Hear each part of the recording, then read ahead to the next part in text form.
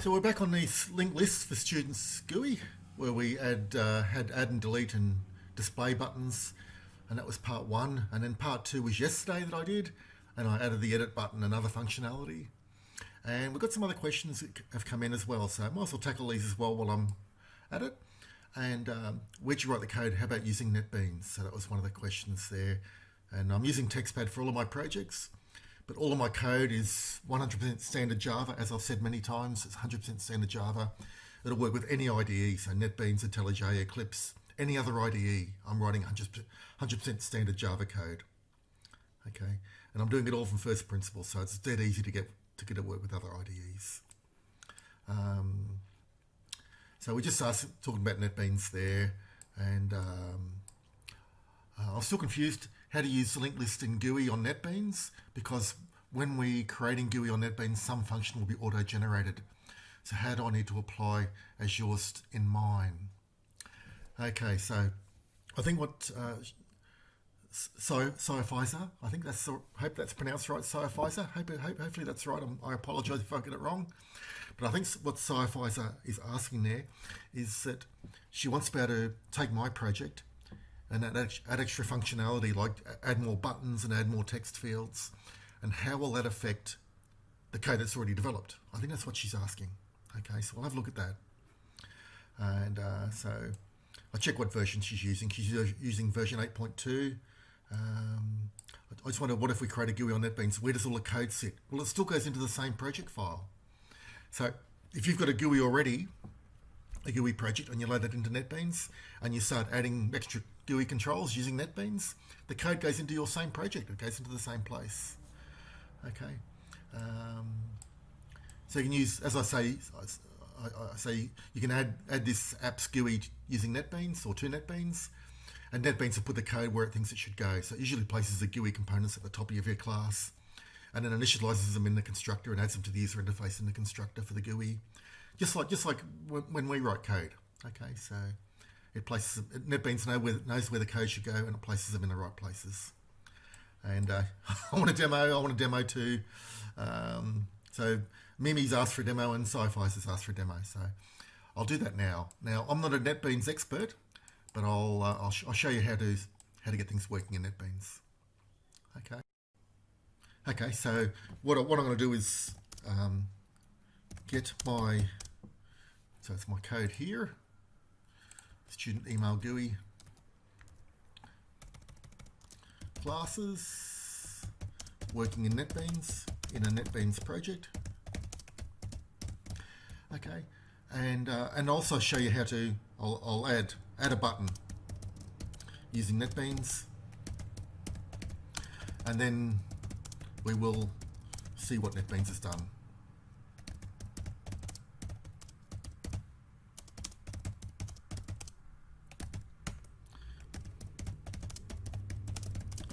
Okay, so it's only a short video. I want to show you how to get this project working in, or these group of classes working in NetBeans, and then we'll add a button into the GUI, to the GUI using NetBeans. We'll use NetBeans to do it, and then we'll see what NetBeans has done. So where did NetBeans place the code? And we'll have a look at the code it generates in my GUI class. Okay, so I think that will tackle all of the queries. I think that's all that's needed. That's all I can work out from the discussion anyway. So just double check. Confused how to link this in GUI on NetBeans, because when we're creating a GUI on NetBeans, some function will be auto-generated.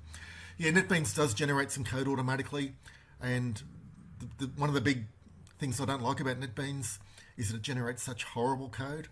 I love having neat code, neat and tidy code. If you have a look at this code here,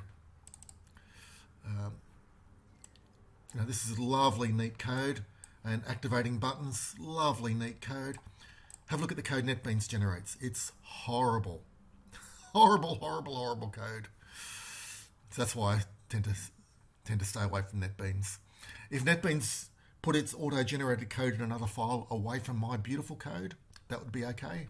But NetBeans puts its horrid, mangled code in amongst my beautiful code, and that upsets me. So that's why I don't like NetBeans. But also, in the courses that I teach, TextPad is the editor that we use. We've given NetBeans a try, and the whole term, the support questions were, I can't get NetBeans to do this, I can't get NetBeans to do that. Instead of it being, I can't understand this topic, or can you give me some more examples to do here on this topic? So students asking questions about Java and the topics and how to do stuff. And it became, I can't get NetBeans to do this. So the whole term was spent learning NetBeans for the students. I was just fighting with NetBeans the whole time. And it wasn't because there was a lack of resources. There was a whole lot of training videos here to get started with NetBeans and developing projects with NetBeans and developing GUIs with NetBeans. All those videos were there to teach students how to do it. But all through term, so many just had problems with NetBeans. So that's why we're steered clear of it. We're back on TextPad, which is so simple and beautiful. And anyway, so I think that's the things we need to do is we'll do this. Okay, so I've installed NetBeans. I've tracked down an old version of NetBeans, version 8.2, and I've installed that on my machine, and I'll run that now. Okay, so I've just double-clicked on the NetBeans icon there, and run it. And here's our main screen with NetBeans 8.2, the same version that Syafiza and I hope Mimie are using, so they're using this version as well. And so let's go File, New Project. Now it's been, I'll just give you a pre-warning, it's been years and years since I've done anything in NetBeans. So I'm probably going to be struggling around and flapping around a bit to try and find where I need to go, but I'll get there eventually. Hopefully it's like riding a bike and it'll all come back to me. But so it's been many years.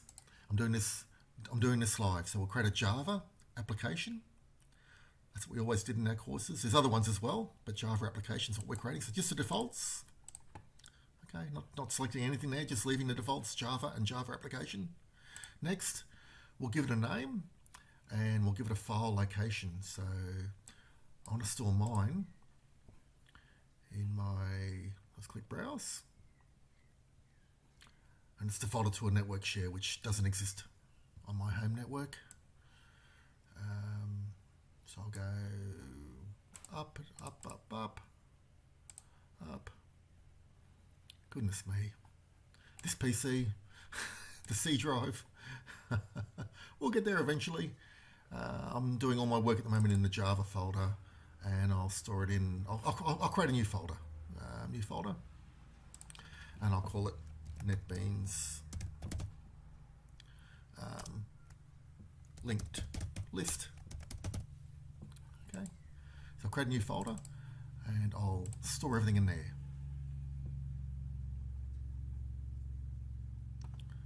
Okay, so it's in NetBeans linked list. That's a folder. I'll just leave it as Java application one. I don't need to worry about naming that something nice. That's fine. I'm happy with that. That's going to be the main class. Everything's good. I'm happy with that. I'll click finish. Okay, and it's creating the project. Yep. Okay, so it's created a skeleton project for us. And that's all looking pretty good. So what I need to do now is merge my code in here with this project. Okay, so just changing back to Windows Explorer. So there's the code I was working on yesterday. That's the 3 files. And there's my NetBeans linked list that I just created the project. So what I'm going to do is drag these 3 files into the project source code over here. So expand that out, and go into the source folder and Java application. And I'm going to drag it. I think that's where the main file lives. Yep, there it is. So I'm going to drag these 3 files in there with that. Copy. So now the 4 files there. That's the one NetBeans just created, and the 3 I've been working on. So NetBeans, the IDE should, the NetBeans IDE should recognize those, and there they are. Okay. Now what we want to do is go to the main file. Incorrect package. Okay, so let's get the package statement out of here. So we might need to add the package statement in because NetBeans does like to work on packages. Add the package in, and we probably need to do it here as well. Just add the package in. So the same package for all the files, just add it in. Okay, and then we'll do a save. Control S to save everything. This is still coming up with an error here. No, just saved it and it's gone. Okay, so I said to save and it was gone. Okay, so what we're going to do now is go down the bottom of our GUI class. So student email GUI.java. And we're going to grab this code here out of the main. So we're going to grab that code there and cut it or copy it, whatever you like, because we're not going to use this main anymore. We're going to use the main that's in our Java application 1.file. Okay, so we're going to move the main over to there. So we can copy all the main if you like, or cut and paste it. I want to comment it out because we don't need this one anymore. Okay, and save it again. And I want to copy this code that's inside there. I want to copy that across. So I've highlighted everything that's in the main, which is creating an object based on our GUI class, setting visible, setting size, setting location, and setting a default close operation. So I'm going to go Control-C on those.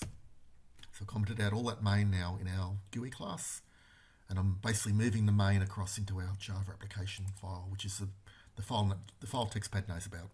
Sorry, the file NetBeans knows about. A few blank lines and paste the code in.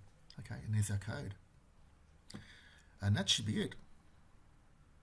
Oh, it's picking up on the JFrame here. It's picking that up as an error because when we use JFrame, we need to do an import. It's a swing component.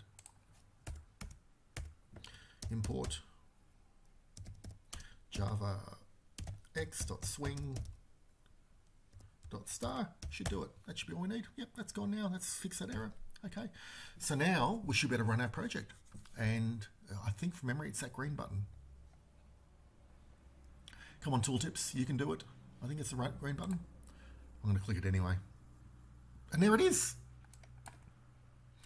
So there's our application running in NetBeans. Okay, so it's not hard to do at all. It's just a matter of putting your code in the same directory as the new project you create and wiring up the main so that it loads your project from now on. Okay. So that's tackled part one of the question. We've done that. We've got the student email GUI class working in the NetBeans project. That's great. So that's done. Now let's add a button and see if we can get that working. Okay, so we've got our project working fine in NetBeans now, but you will notice something here. We've only got two buttons here, source and history. There's no way to get into the GUI Builder.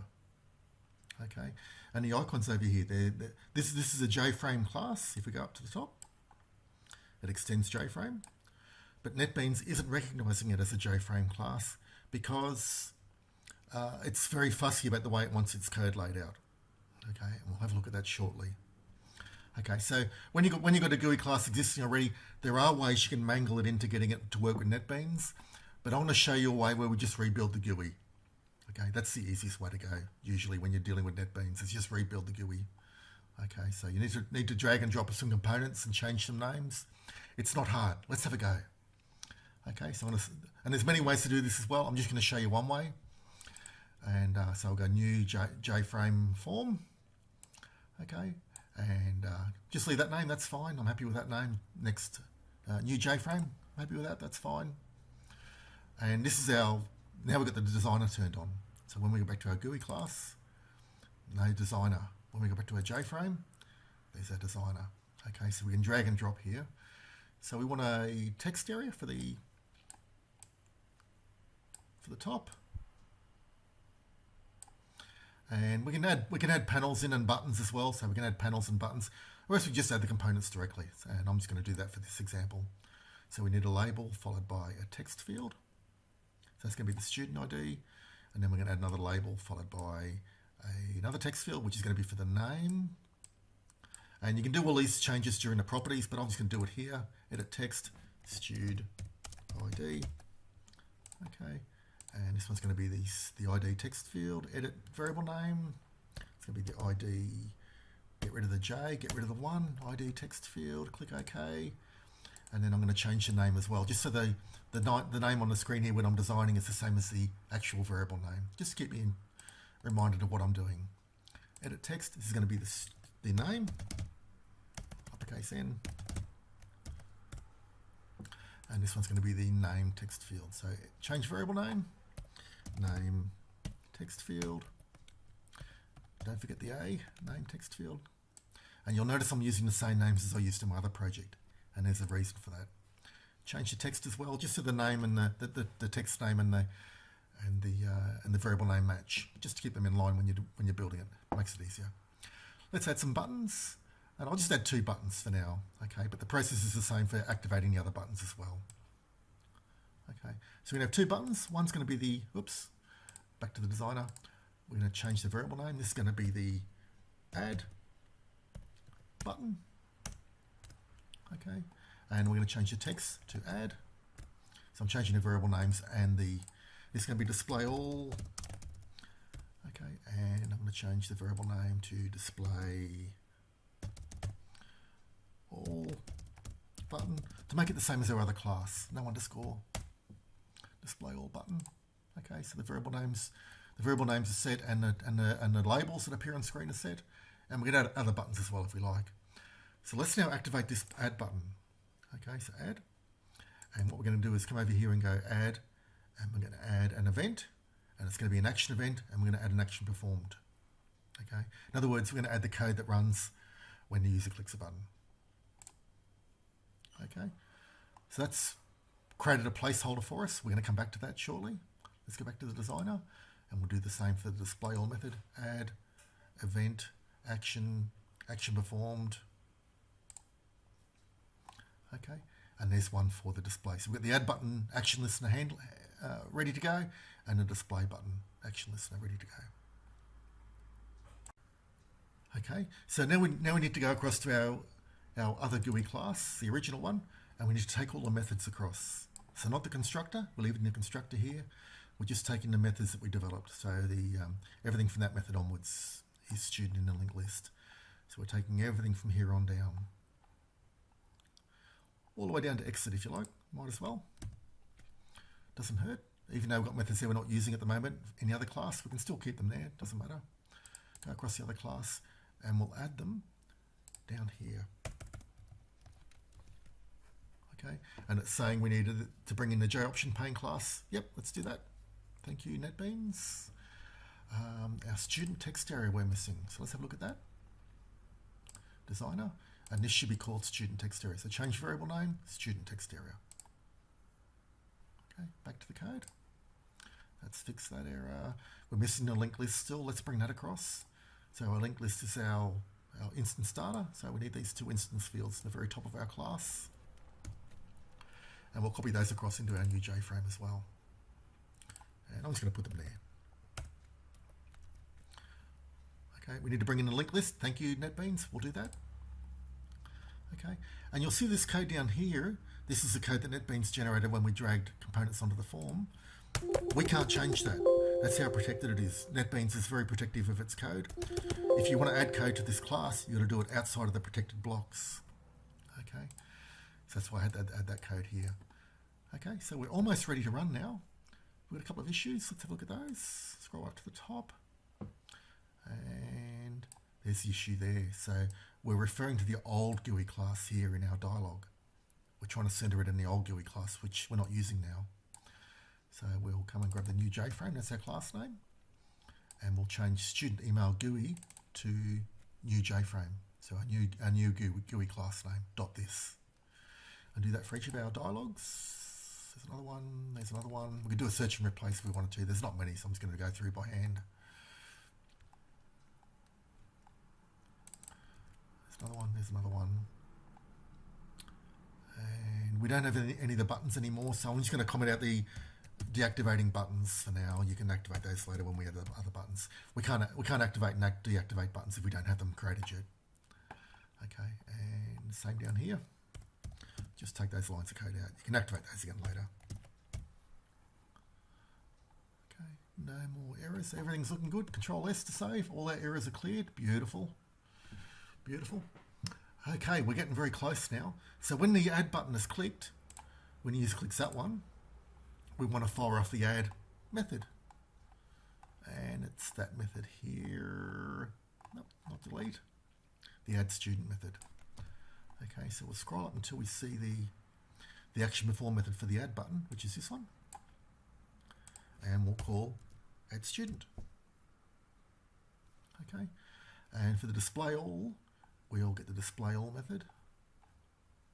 Edit student, edit save student, add test data, display all, there it is. So we'll get that method and we'll scroll back up to the action performed method for the display all button. And there it is there, display all. Paste that in there and add the semicolon. And we're very nearly ready to go. There's just one more thing we need to do. Do you know what it is? Okay, so in our application start entry point over here, we were creating an instance of our student email GUI. Now we want to create an instance of our new JFrame. Okay, our new JFrame is now our GUI class. Okay, so back over here, and we want to replace that with, I'll leave the old code there so you can see it. App equals new.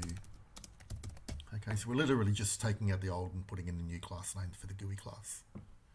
Everything else stays the same. Nothing else changes. We should be able to run now. That should be it. Okay, so let's click the green arrow. And there's our class running.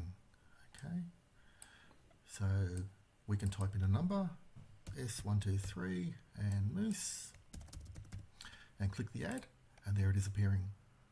Okay, and you notice the inputs get cleared because the old add code is still running. It's still clearing the inputs. Let's add another one, S444, and it's going to be Bella, and click the add, and everything's running nicely. Now I haven't protected my, I haven't done a set editable to false on this yet, so it's still editable. I can delete that code manually, delete those data lines manually, and if I click display all, they should both appear again, and there they are. Okay, so we've converted part of our project across. All we need to do is add a few more buttons and wire them up in exactly the same way, and we're done. So, so changing over from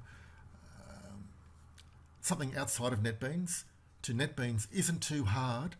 There are other ways to do it, but in this example here, I just recreated the GUI from scratch and copied across the methods. Okay, and that's the way I sort of like doing it. There are other ways though, but that's the way I like doing it. Now I probably have people screaming at the video saying, Moose, you're an idiot, there's an easier way to do it. I just wanted to show you the easy, straightforward way without going into too much technical stuff. I'm not sure where Syafiza and Mimie's levels are, so I didn't want to go into too much stuff. I just took the easy route, which was just to drag and drop and create another GUI quickly, and then copy the methods and the instance data over into here. And so there's the instance data that we copied over, these two lines, and we copied over a bunch of methods, including all of those. And it's just a matter of just wiring up the new buttons to the existing methods that we had. So this class here isn't actually used anymore, so we could actually remove that from the project. So before we go, I just thought I'd compare the original GUI code that was hand-built to the NetBeans generated code, which was NetBeans built. Okay, so that's where I declare all my GUI components. Everything's nice and neat. Here's where I create panels and I add the components to panels, and then I activate the buttons. Okay, and I set the text area to, so I set a button to not enabled. So I built up the user interface by adding components to panels and then adding panels to the user interface. So there's the final adds there to add them to the user interface. Text area goes into the center, and the grid panel goes into the south, and the grid panel's got two rows, one for each panel. One for the labels and the GUI components inputs, and one for the buttons. So it's nice and simple. Let's have a look at the NetBeans generated code. So there's the components being initialized, and here we've got all sorts of stuff going on. So there we're setting in the text of the button and adding an action listener to it, setting in the text of a button and adding an action listener to it. Compare that to my code, which was basically that. So we're comparing that really to all this. Okay. Add action listener. Add action listener. Which do you think is simpler? Because there's all this stuff to go, and then down here we've got the action perform method that goes along with it. There it is. So we've got all that plumbing as well that goes along with it for one button. What I did with one line of code here, hooked the button up to the method. It's taken NetBeans many lines of code, and so 1, 2, 3, say three lines of code there, say, plus another 2 down below, 5 lines of code. What I did in one simple line of code. So, and then down here when we're setting the layouts and things, all this is one line of code in NetBeans. We're setting the layout to the get content pane, set layout, that's set, from there on. an error on one line of code. You'll look for the semicolons. So that's all one line of code. Just set the spacing for components. Here, I'm just adding them to panels. I've got some flow panels, and I'm adding components to flow panels. And then I've got another flow panel, and I'm adding the buttons to another flow panel. And then I've got a grid layout panel, and I'm adding the flow panels to each row of the grid. Couldn't be simpler. Over here, look at this. This is just the one component. Okay. So, and here's another one. Okay. So we've got massive, horrible, convoluted lines of code that NetBeans generates. And the problem I have with NetBeans is it generates this code, which is horrible, and it puts it in amongst your code. And if you're someone like me who takes real pride in your code, real pride in your work, NetBeans just destroys all that by mangling everything. Okay, so that's my biggest beef with NetBeans, is that it generates such horrible, messy code. It should generate it in another file where I don't have to look at it, where it's not near my beautiful code. Thank you, I take a lot of pride in my code. Anyway, just thought I'd compare the two. So again, you can't beat handwritten code, hand-built user interfaces and handwritten code. You can't beat it. But yeah, NetBeans GUI Builder's there if you want to build quick prototypes. Goodness me, no wonder my students had problems when we introduced NetBeans. They're trying to understand code like this, which would give an experienced Java programmer nightmares. Okay, look at it. What a mess. Okay, anyway, that's enough for NetBeans. Okay. So, hope that was useful. Thanks for watching, and any more questions, just let me know in the comments, and have a nice day. Thank you.